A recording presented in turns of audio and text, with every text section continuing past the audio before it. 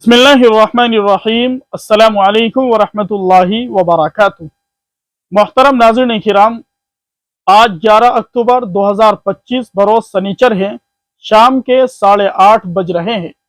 इस वक्त बड़ी दर्दनाक खबर मौसूल हुई बागपत से।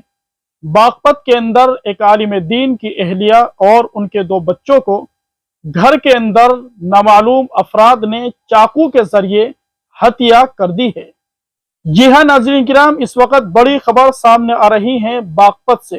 पूरी खबर क्या है, आइए हम आपको पढ़कर सुनाते हैं।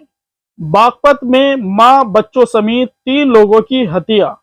अफगानिस्तान विदेश मंत्री के कार्यक्रम में शामिल होने देवबंद गए थे मौलाना।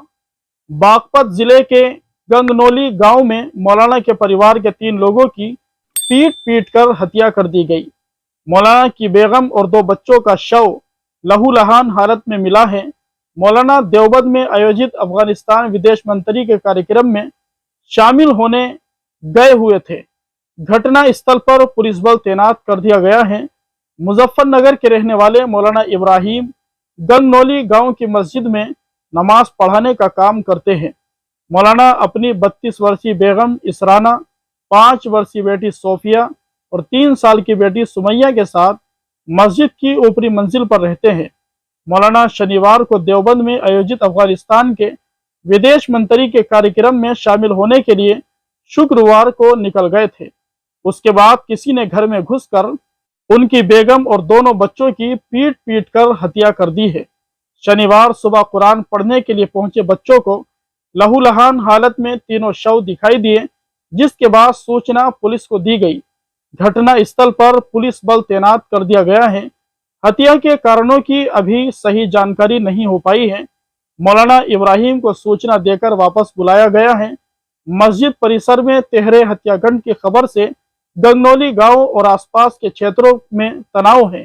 किसी भी अप्रिय स्थिति से निपटने के लिए गांव और मस्जिद के पास भारी पुलिस बल तैनात कर दिया गया है।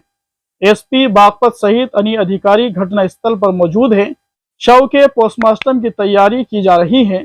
एसपी बागपत का कहना है कि पुलिस फिलहाल हत्या के कारणों और हमलावरों की पहचान को लेकर छानबीन कर रही है।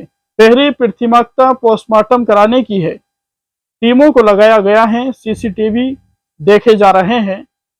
जी हाँ नाज़रीन किराम, ये इस वक्त बड़ी खबर सामने आई है बागपत से, जिसने दिल को हिलाकर रख दिया है। दुआ कीजिए अल्लाह तबारक व तआला इस तरह के हादिसात से हम सब की हिफाजत फरमाएं। बारी ताला हमारे मुल्क हिंदुस्तान के अंदर अमन व अमान कायम फरमाएं। हर तरह के नफरत और तआस्सुब से हमारे मुल्क को पाक और साफ फरमाएं।